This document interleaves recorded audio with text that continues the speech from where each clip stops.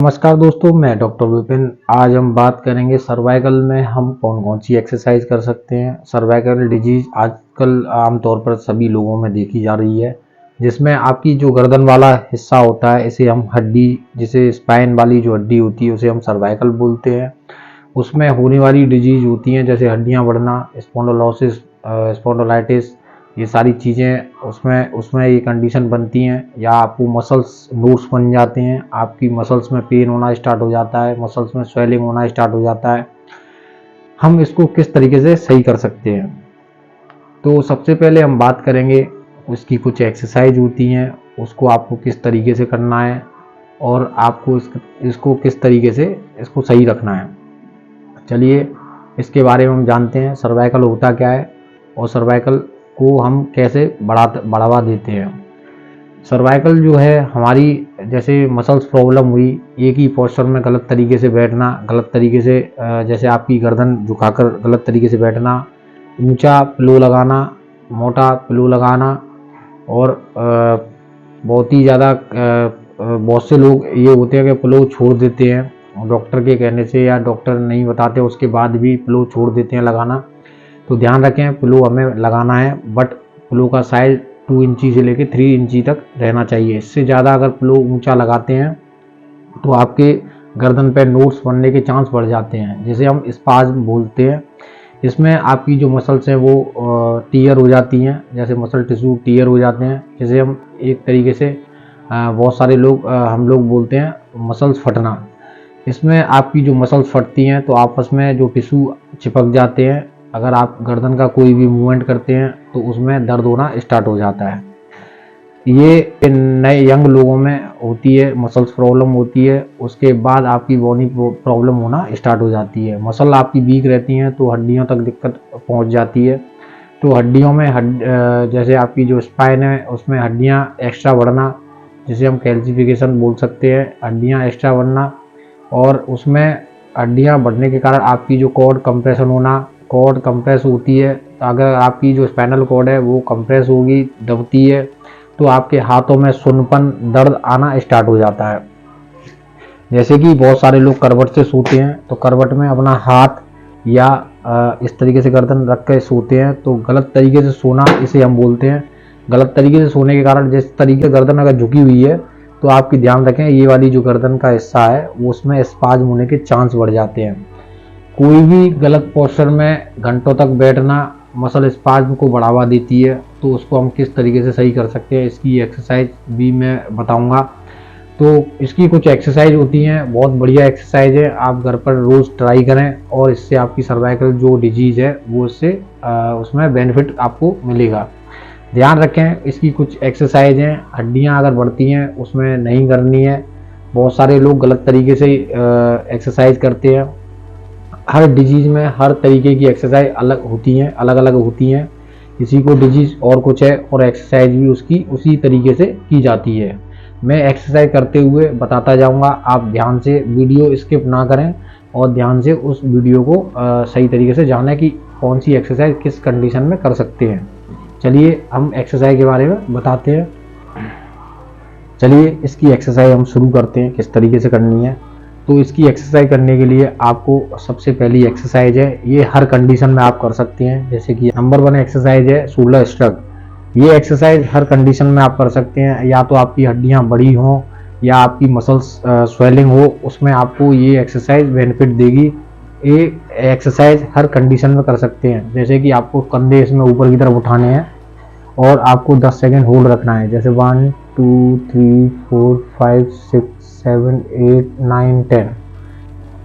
उसके बाद 1 2 3 4 5 6 7 8 9 10। 1 2 3 4 5 6 7 8 9 10। 1 2 3 4 5 6 7 8 9 10। 1 2 3 4 5 6 7 8 9 10। 1 2 3 4 5 6 7 8 9 10। 1 2 3 4 5 6 7 8 9 10। 1 2 3 4 5 6 7 8 9 10। जैसे कि मैंने आपको एक्सरसाइज करके बताई है, ये एक्सरसाइज 10 बार आपको इसी 10 सेकंड होल्ड करके इसी तरीके से करनी है। तो अब बात करते हैं दूसरी एक्सरसाइज की। दूसरी एक्सरसाइज में ध्यान रखें, आपको सिंपल एक्सरसाइज है जिसमें आपकी जो हंच बैक है या काइफोसिस है वो भी आपकी सही हो जाएगी। और आप ये एक्सरसाइज सही तरीके से आप करते हैं तो ध्यान रखें, आपकी जो पीठ वाला एरिया है दर्द कर रहा है वो भी इसमें सही हो जाता है। तो शुरू करते हैं उस एक्सरसाइज के बारे में। आपको इस तरीके से शोल्डर और एल्बो पीछे की तरफ लेके जाना है इस तरीके से, और पीछे ऊपर की तरफ गर्दन को हल्का सा उठा के रखना है। जैसे कि देखेंगे 1 2 3 4 5 6 7 8 9 10। 1 2 3 4 5 6 7 8 9 10। इसमें एल्बो और शोल्डर दोनों पीछे की तरफ लेके जाने हैं। इसी तरीके से 10 बार करेंगे। 1 2 3 4 5 6 7 8 9 10। 1 2 3 4 5 6 7 8 9 10। 1 2 3 4 5 6 7 8 9 10। 1 2 3 4 5 6 7 8 9 10। 1 2 3 4 5 6 7 8 9 10। 1 2 3 4 5 6 7 8 9 10। 1 2 3 4 5 6 7 8 9 10। इसमें आपका जो स्कैपुलर वाला एरिया होता है, सर्वाइकल है, हंच बैक है, उसमें ये कवर हो जाती हैं। तो ये एक्सरसाइज हर कंडीशन में आप कर सकते हैं, चाहे आपकी हड्डियां बड़ी हों या मसल्स प्रॉब्लम हो, ये एक्सरसाइज आप ज़रूर करें। इससे आपको काफ़ी सर्वाइकल और पीठ वाले एरिया में आपकी जो थोरेसिक है वो मसल्स है वो उसमें काफ़ी आराम मिलेगा। तो ये दूसरे नंबर की एक्सरसाइज है, आप ये भी एक्सरसाइज हर कंडीशन में कर सकते हैं। अब बात करते हैं तीसरी एक्सरसाइज के बारे में। उससे पहले मैं बताऊंगा, कुछ लोग कुछ एक्सरसाइज करते हैं जब आपकी हड्डियां बोनी प्रॉब्लम या एज बढ़ जाती है, जैसे कि आप सरकमटेक्शन करते हैं इस तरीके से। तो ध्यान रखें, अगर आपको चक्कर आते हैं तो ये एक्सरसाइज ना करें। अगर चक्कर बढ़ रहे हैं तो ये एक्सरसाइज ना करें। ये एक्सरसाइज करने का भी तरीका मैं आपको बताऊंगा। जैसे तीसरे नंबर की एक्सरसाइज है, इसमें क्या है, आपको जैसे नेक की जो मसल्स हैं इनको स्ट्रेच करना है। वो किस तरीके से करना है, जैसे कि एक तो जैसे गर्दन को इस साइड लेके जाएंगे, ध्यान रखें आपको आगे की तरफ लेके नहीं जाना है, साइड में लेके जाना है। 1 2 3 4 5 इस तरीके से आप 5 सेकंड होल्ड रखें, उसके बाद लूज करें। इसके बाद फिर इस तरीके से करना है 1 2 3 4 5। इस तरीके से आप 10 टाइम करें, जैसे कि 1 2 3 4 5, 1 2 3 4 5, 1 2 3 4 5, 1 2 3 4 5, 1 2 3 4 5। शुरुआत में आप सिर्फ 7 से 8 बार ये एक्सरसाइज करें, और इसके अपोजिट भी आपको इस तरीके से ही करना है। 1 2 3 4 5, 1 2 3 4 5, 1 2 3 4 5, 1 2 3 4 5, 1 2 3 4 5। चक्कर को बंद करने के लिए एक एक्सरसाइज ऐसी आपको बताता हूँ, ये 4th नंबर की एक्सरसाइज है। जैसे किसी को डिजीनेस या चक्कर आते हैं, उसमें आपको इस तरीके की एक्सरसाइज करनी है कि जिससे कि आपकी जो डिजीनेस है बिल्कुल कम हो जाए। ये एक्सरसाइज आपको 3 से 4 टाइम करना है दिन में। सारी एक्सरसाइज 4 से 3 टाइम ये एक्सरसाइज दिन में कर सकते हैं। इससे आपको जितनी बार आप एक्सरसाइज करेंगे उसमें बेनिफिट मिलेगा। ध्यान रखें, सिर्फ आपको 3 से 4 बार, मतलब 3-4 टाइम दिन में आप कर सकते हैं एक्सरसाइज, और इससे ज़्यादा करते हैं तो आपकी मसल थक भी सकती है और पेन बढ़ भी सकता है।